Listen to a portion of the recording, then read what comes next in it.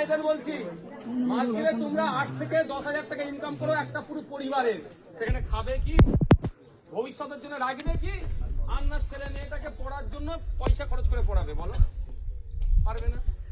ছেলে মেয়েরা কি হবে, স্কুলে যাবে না, সব অশিক্ষিত থেকে যাবে, ভোটের সময় কিছু টাকা দিয়ে বলবে ওকে বোম মেরে আয়, এই করাবে।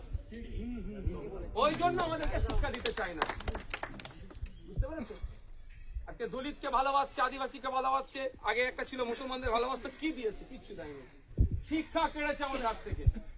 তাই আজকে এখানে দাঁড়িয়ে আপনাদেরকে শপথ নিতে হবে, যার জন্য যে লোকটিকে খুন করলো, কারণটা কি? শিক্ষা প্রতিষ্ঠানের শিক্ষা ব্যবস্থা পরিবর্তনের জন্য।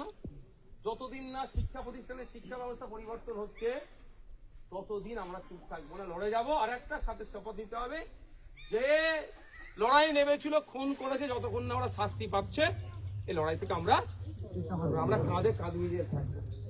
অনেক চেষ্টা চলবে, এটা বড় একটা পলিসি, যে আপনার আমার হাত থেকে শিক্ষা কেড়ে নেওয়ার একটা বড় পলিসি হচ্ছে, আপনি আমি যত কম জানবো তত প্রশ্ন কম করবো,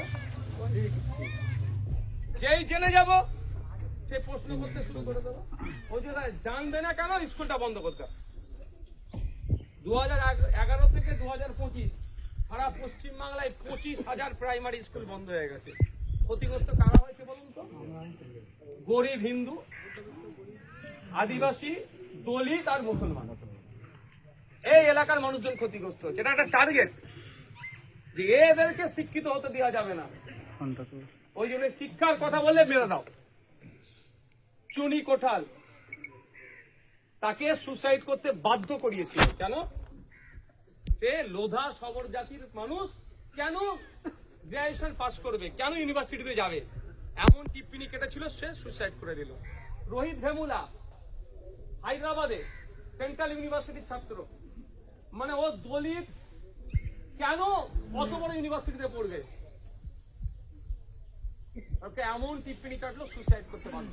নাজিব আহমেদ, সেটাকে তো গায়েব করে দিল। ও মুসলমান অত বড় জায়গায় চলে যাবে? তাহলে সেই টার্গেট দলিত, আদিবাসী, মুসলমান, এদেরকে শিক্ষিত হতে দেওয়া যাবে না। কারণ আদিবাসীদের সংবিধানে যে ক্ষমতা দিয়েছে, সব আদিবাসী যদি জেনে যায়, এদের তার আদিবাসী গেলে রাজনীতি করতে পারবে না।